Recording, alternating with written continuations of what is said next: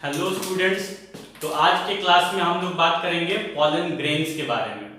यदि आपने मेरा पिछला लेक्चर अटेंड किया होगा, क्लास उसका वीडियो देखा होगा सेकंड क्लास का, तो उसमें मैंने बताया था स्टैमेन के बारे में, माइक्रोस्पोरेंजियम के बारे में और माइक्रोस्पोरोजेनेसिस के बारे में।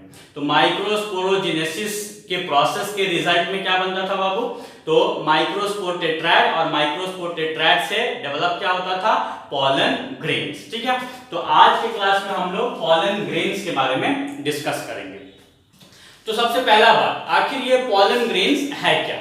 ठीक है बाबू, पॉलन ग्रेन्स किसको बोलते हैं? देखो, तो आप लोग कभी फ्लावर को टच किए होंगे, किसी फ्लावर को, हिबिस्कस के फ्लावर को या कोई भी फ्लावर को, तो देखे होंगे कि फ्लावर के टॉप को यदि आप टच करते हो तो येलोइश, पिंकिश या रेडिश कलर का डस्ट टाइप लग जाता है आपके हाथों पे। वैसा आप फील कर सकते हैं, एकदम माइन्यूट डस्ट टाइप स्ट्रक्चर्स। तो वो बेसिकली क्या है? वो पॉलन ग्रेन्स है। ठीक है बाबू, तो पॉलन ग्रेन्स रिप्रेजेंट करता है किसके? मेल के कि फीमेल के? मेल के गैमीटोफाइट को। ठीक है बाबू, तो पॉलन ग्रेन्स क्या रिप्रेजेंट कर रहा है? Represents male gametophyte. अब देखिए बाबू, ये टर्म आया मेल गैमीटोफाइट। देखिए, मेल गैमीट तो सेक्सुअल रिप्रोडक्शन में पार्ट ले रहा है डायरेक्टली।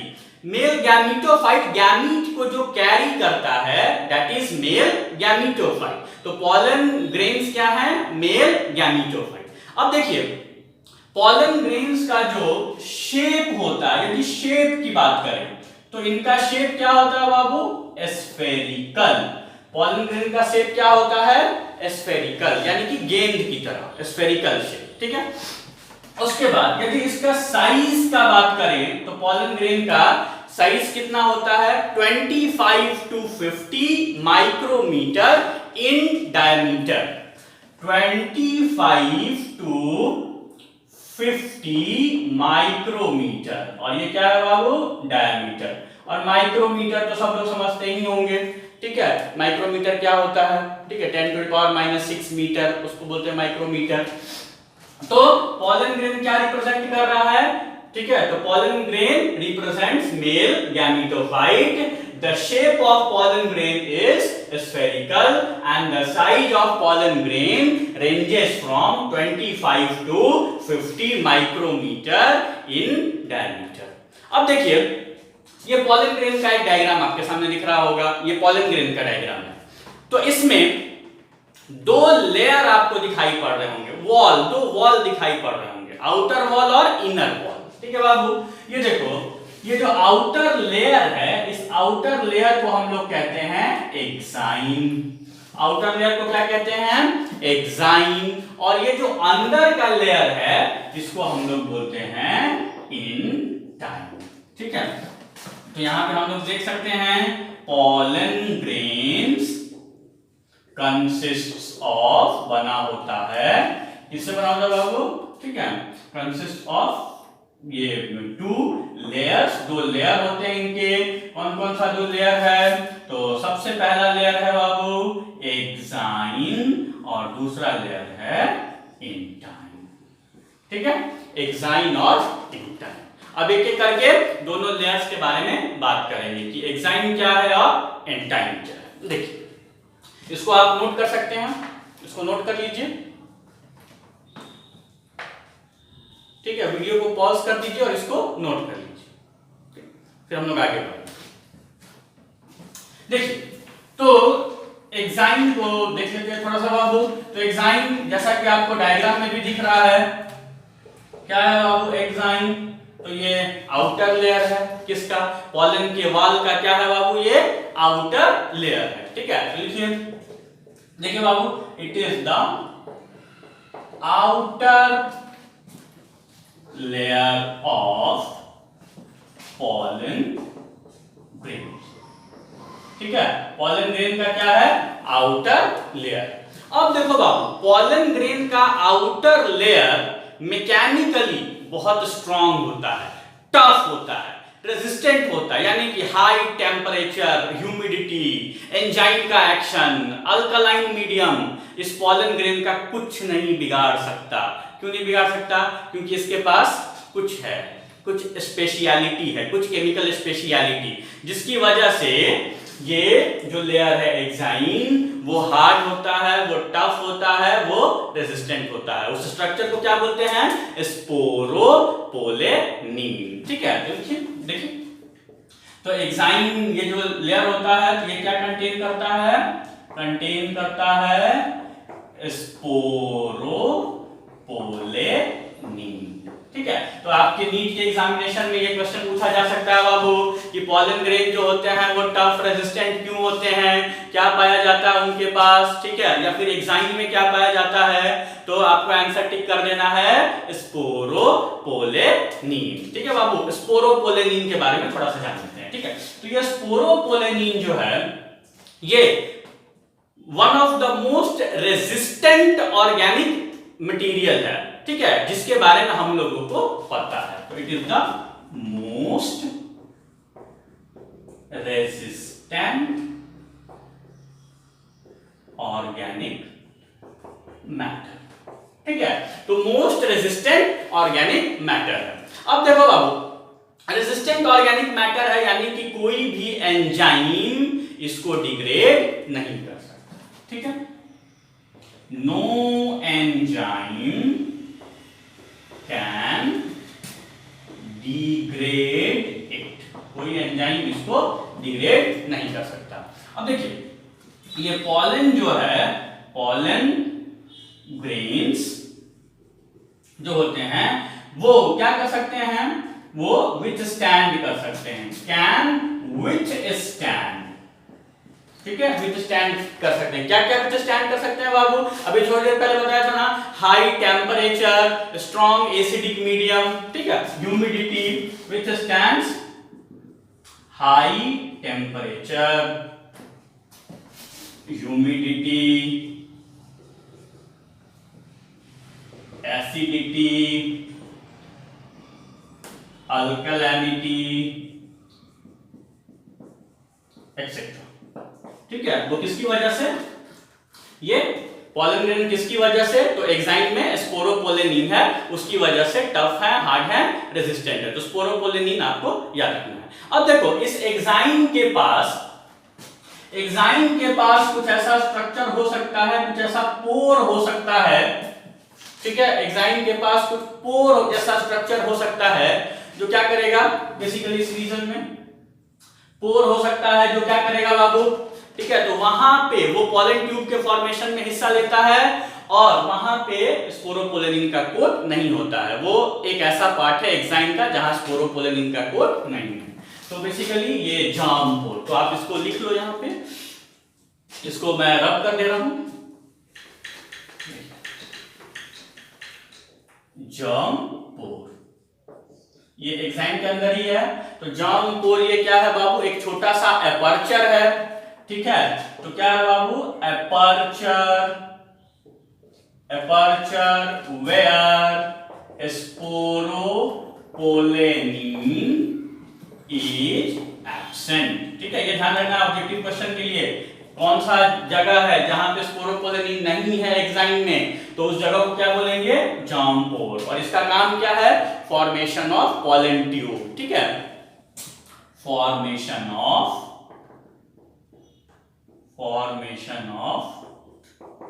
Pollen tube. ठीक है, तो पॉलन ट्यूब यहीं से फॉर्म करता है।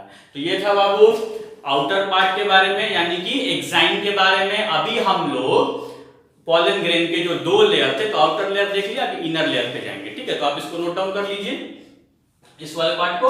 फिर उसके बाद हम लोग पढ़ेंगे इंटाइन।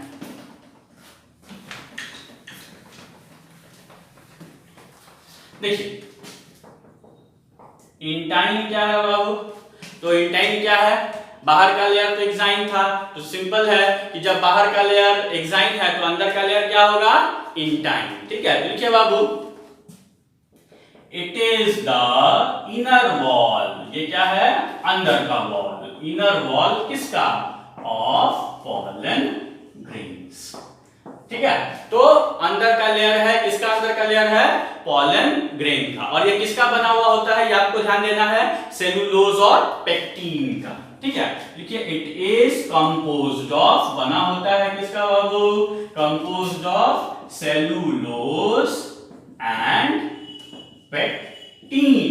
ठीक है, तो सेलुलोज और पेक्टिन का बना हुआ होता है इंटाइन। ठीक है, और ये क्या करता है? साइटोप्लाज्म को सराउंड करता है। तो ये अंदर में साइटोप्लाज्म है, उसको सराउंड करता है। ठीक है, it surrounds the cytoplasm and plasma membrane. ठीक है, तो साइटोप्लाज्म और प्लाज्मा मेम्ब्रेन को ये क्या कर रहा है? सराउंड कर रहा है। ठीक है, तो this was about exine and intine.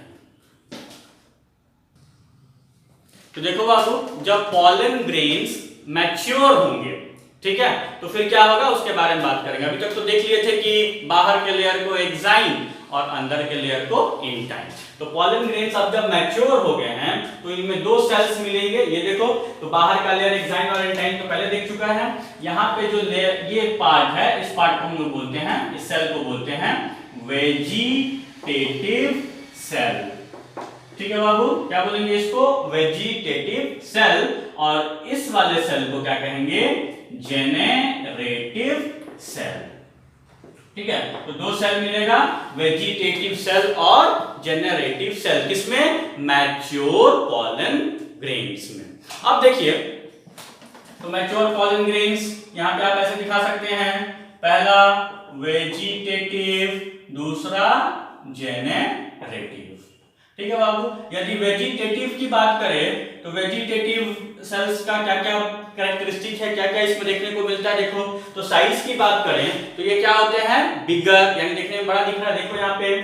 ठीक है, तो वेजिटेटिव सेल्स, उसके बारे में बात करते हैं, तो ये क्या होते हैं? बिगर। ठीक है, अब जहां पे बिगर आ गया तो क्लियर है कि अगला वाला क्या होगा? स्मॉलर होगा। ठीक है बाबू, तो ये बिगर है। और देखो, ये बेसिकली इनका न्यूक्लियस लार्ज होता है और इररेगुलर होता है। तो न्यूक्लियस इररेगुलर, ठीक है, न्यूक्लियस ये इररेगुलर की तरह, ये पूरा सेल है और ये इसका ये न्यूक्लियस है। तो न्यूक्लियस क्या है बाबू? इररेगुलर। और इसका खासियत क्या है कि इसके पास अबंडेंट फूड रिजर्व होता है, ये आपको ध्यान में रखना है। ठीक है, इसके पास क्या है? Abundant food reserve. ठीक, क्या है बाबू?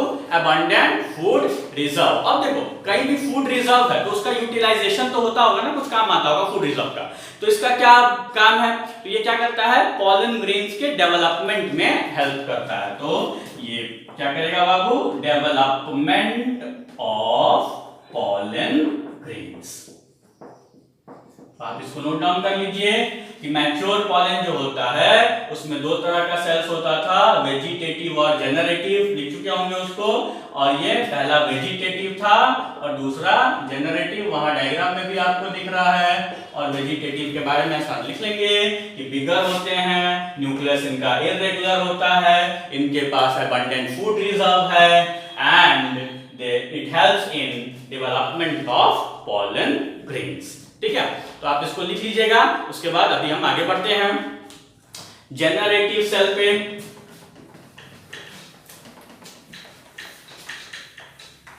देखो, जेनरेटिव सेल के बारे में बात करें तो जेनरेटिव सेल, वेजिटेटिव सेल बड़ा होता था तो ये क्या होगा?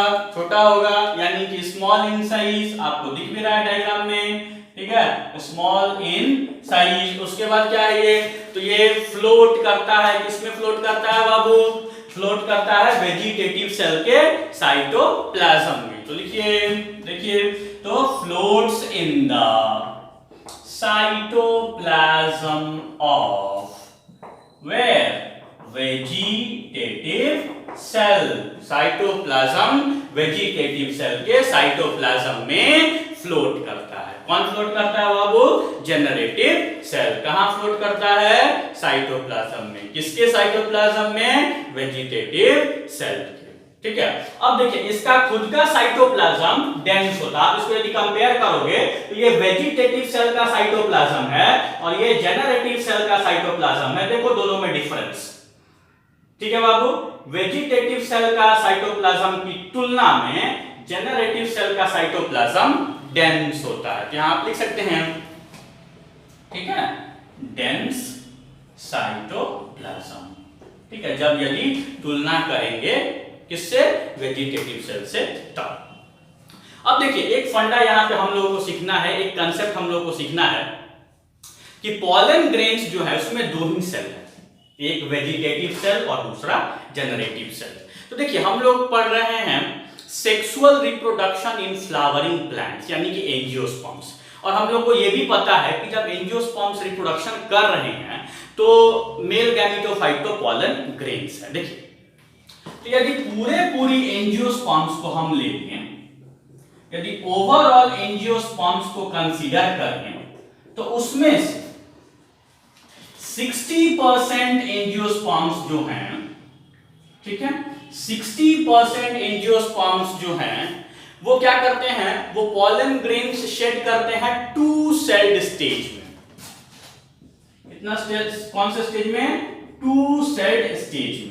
तो टू सेल्ड स्टेज कहने का मतलब क्या हुआ कि एक वेजिटेटिव सेल और एक जेनरेटिव सेल। यहां आपको ध्यान रखना है, एक वेजिटेटिव प्लस एक जेनरेटिव, ठीक है। तो ये टू सेल्ड स्टेज में पॉलन ग्रेन्स को शेड करेंगे, ठीक।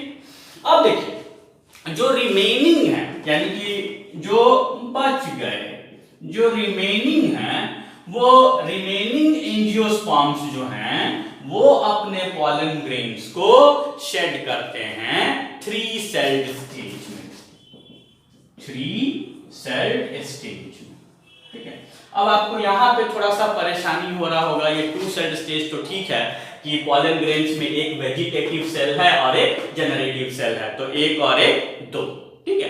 तो यहां तक आपको प्रॉब्लम तो नहीं हुआ होगा, बट ये थ्री सेल्ड स्टेज में थोड़ा सा प्रॉब्लम हो रहा होगा कि आखिर ये एक सेल बढ़ कहां से गया। देखिए बाबू, तो एक वेजिटेटिव सेल वैसे ही है और एक वेजिटेटिव सेल वैसे ही है, और यहां पे जो एक जेनरेटिव सेल था, I hope it's visible, yes, तो एक जो जेनरेटिव सेल था, ये एक जेनरेटिव सेल क्या करेगा, डिवाइड करेगा। कौन सा डिवीजन, माइटोसिस, ठीक है। तो ये माइटोसिस करेगा, तो आपको पता है कि माइटोसिस सेल डिवीजन में तो दो सेल बनेगा, एक पहले से और एक नया, ठीक है।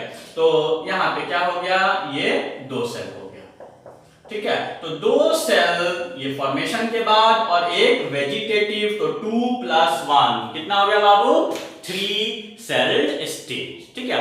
तो वैसे जो रिमेनिंग एंजियोस्पर्म्स हैं जो 3 सेल्ड स्टेज में अपने पॉलन को शेड कर रहे हैं, तो इसका मतलब क्या हुआ कि जो जेनरेटिव सेल है वो माइटोसिस करके और वो दो सेल बना चुका है, और उसको माइटोसिस करने के लिए फूड रिजर्व तो कहां से मिल रहा है, तो पड़ोसी से। पड़ोसी कौन है, तो वेजिटेटिव सेल, ठीक है बाबू। तो ये पॉलन ग्रेन्स के बारे में था। तो अभी तक पॉलन ग्रेन्स में हम लोगों ने क्या सीखा, उसको एक बार रिवाइंड कर लेते हैं ताकि फिर से क्लियर हो जाए आपको। पॉलन ग्रेन्स मेल गैमेटोफाइट को रिप्रेजेंट करता है एंजियोस्पर्म्स में बाबू। पॉलन ग्रेन का शेप स्फेरिकल होता है।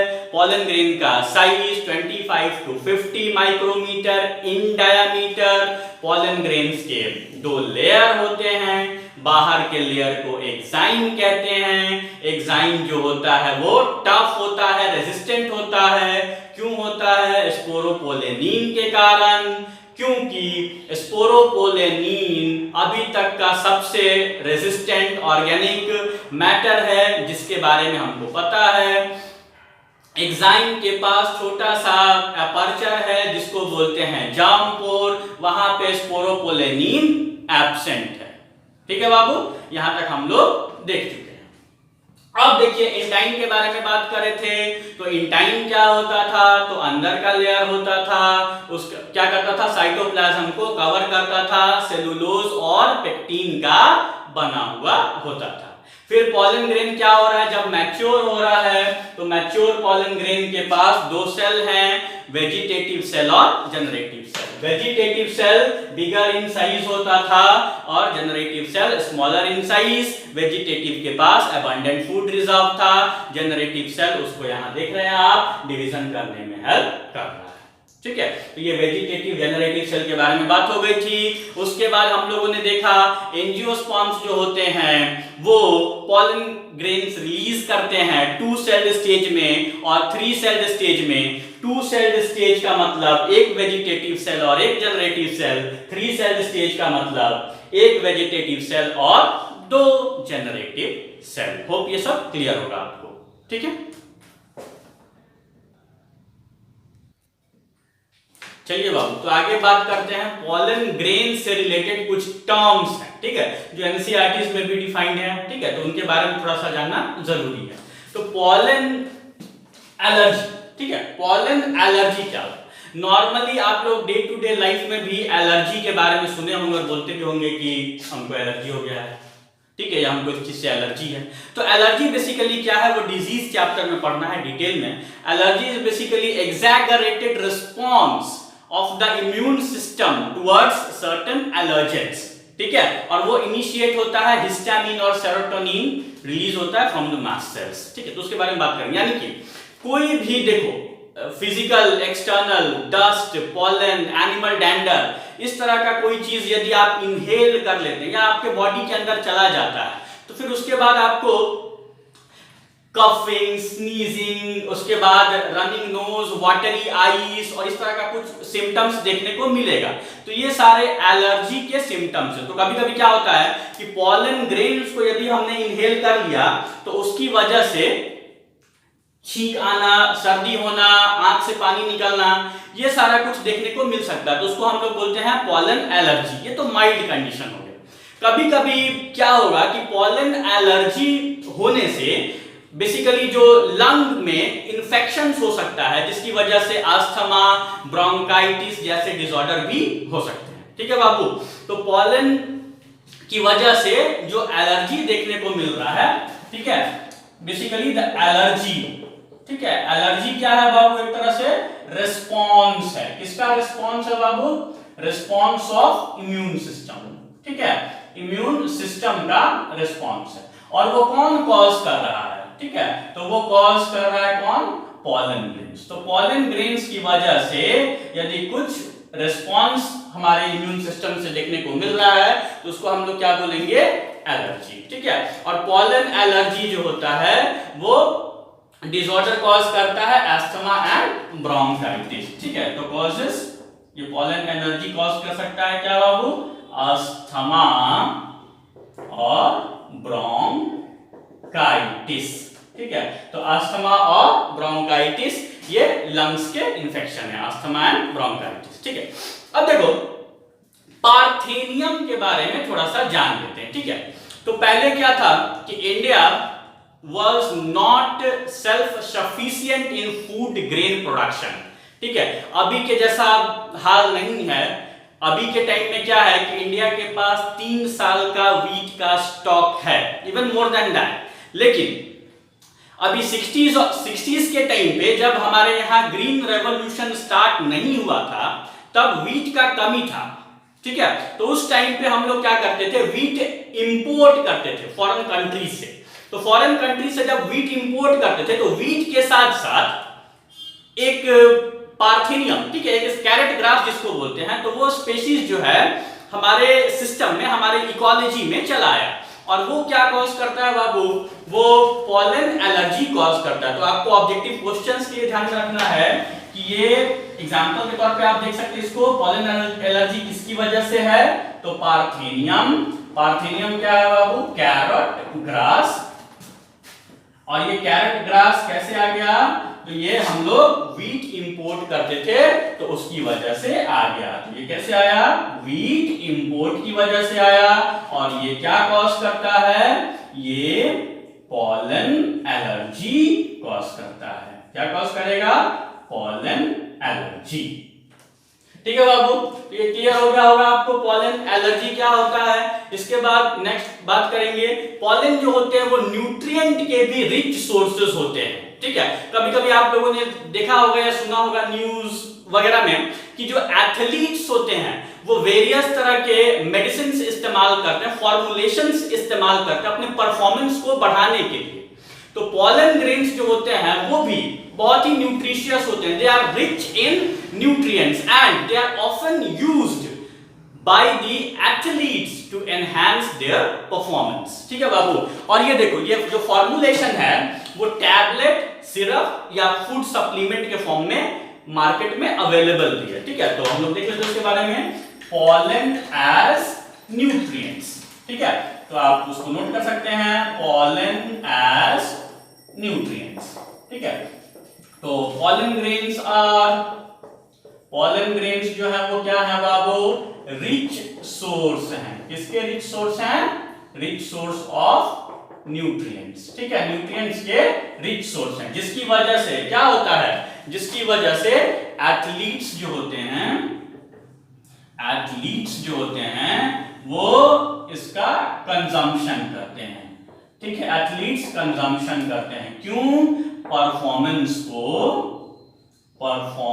को एनहांस करने के लिए, मतलब बढ़ाने के लिए। ठीक है बाबू, और ये मार्केट में अवेलेबल है कैसे, तो ये पॉलन एज न्यूट्रिएंट ये मार्केट में अवेलेबल होता है किस रूप में, टैबलेट्स के रूप में, सिरप्स के रूप में और different type of food supplements के रूप में। ठीक है, तो ये पॉलन एज न्यूट्रिएंट्स। ठीक, अब देखेंगे हम लोग, इसको आप नोट कर लीजिए, वीडियो को पॉज कर लीजिए और इसको नोट कर लीजिए। ठीक है, पॉलन एज न्यूट्रिएंट्स। ठीक, इसके बाद बात करेंगे वायबिलिटी ऑफ पॉलन। ठीक है, वायबिलिटी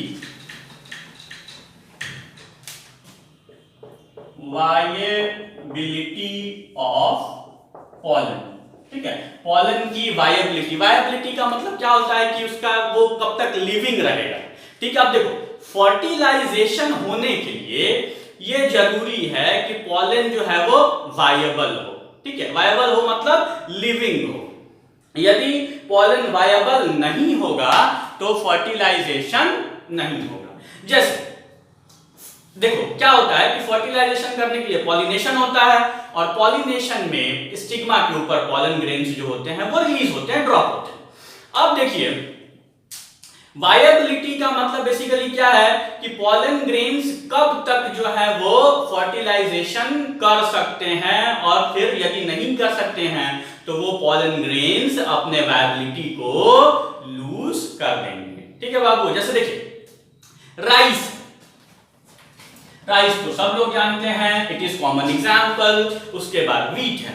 ठीक है बाबू, तो हमारा जो फूड है बेसिकली राइस और वीट से ही बना होता है। तो राइस और वीट के जो पॉलन्स होते हैं, ठीक है, उनका वायबिलिटी ओनली 30 मिनट्स। उनका वायबिलिटी कितना है बाबू, ओनली 30 मिनट्स, यानी कि 30 मिनट में यदि वो पॉलन किसी स्टिग्मा के ऊपर, मतलब राइस के ही स्टिग्मा के ऊपर जाकर नहीं पड़ा, पॉलिनेशन नहीं हुआ, तो वो पॉलन फिर वायबिलिटी लूज कर देगा। समझ के बात को। और फिर मतलब यदि वो 1-2 दिन पुराना हो गया, 3 दिन पुराना हो गया रिलीज होने के बाद, तो फिर वो फर्टिलाइजेशन नहीं कर सकता। ये हुआ इसका वायबिलिटी। उसके बाद कुछ और देखते हैं, सोलनेसी के बारे में हम लोगों ने बात किया था, आपको याद आ रहा होगा सोलनेसी। ठीक है, क्लास 11 में हम लोगों ने पढ़ा था 3 फैमिलीज के बारे में, सोलनेसी, फैबेसी, लिलिएसी। कुछ याद आ रहा है? Solanaceae potato family. ठीक है, तो सोलनेसी में और फैबेसी में, ठीक है, फैबेसी यानी कि पल्स फैमिली। थोड़ा सा रिवाइंड कर देता हूं, प्लांट फैमिली के लास्ट में CEAE। ठीक है, Solanaceae, Fabaceae, Liliaceae, Cucurbitaceae, Ranunculaceae, Asteraceae, ठीक है, ग्रामिनी, ठीक है, वैसा वगैरह याद करना है। ठीक है, देखो तो सोलनेसी और फैबेसी इन दोनों फैमिलीज में फॉर एग्जांपल देखते हैं तो मंथ्स तक यानी कि महीनों तक, देखो बाबू मंथ्स, तो यहां आप कंपेयर कीजिए, यहां राइस और व्हीट का वायबिलिटी ओनली 30 मिनट्स और सोलेनेसी और फैबेसी के का वायबिलिटी, उनके पॉलन का वायबिलिटी कुछ महीनों तक रह सकता है। ठीक है बाबू, तो ये आप समझ गए होंगे वायबिलिटी ऑफ पॉलन। ठीक, इसके बाद देखिए इसमें जो अगला बात करना है पॉलन के बारे में, पॉलन बैंक। ठीक, पॉलन बैंक के बारे में थोड़ा सा देख लेते हैं। आप इसको ऐसे नोट डाउन कर सकते हैं, वायबिलिटी का मतलब लिविंग, कब तक वो वायबल है, जब कब तक वो फर्टिलाइजेशन कर सकता है। ठीक, इसको मैं रब कर दे रहा हूं बाबू। देखिए अगला पार्ट है पॉलन बैंक।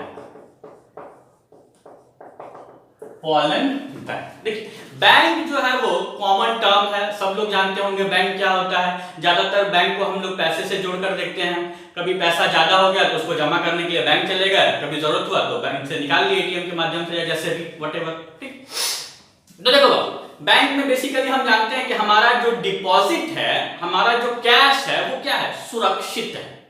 ठीक है, वही कंसेप्ट यहाँ पॉलन बैंक, यानी कि पॉलन को सुरक्षित रखने का जो सेटअप है, पॉलन को सुरक्षित रखने का जो सेटअप है उसको हम लोग क्या कहते हैं, पॉलन बैंक। अब देखिए इस पॉलन बैंक में होता क्या है, देखो तो पॉलन ग्रेन है, क्या है वो हमारे पास, पॉलन ग्रेन है। ठीक, अब पॉलन ग्रेन को हम लोग क्या करते हैं, स्टोर करते हैं।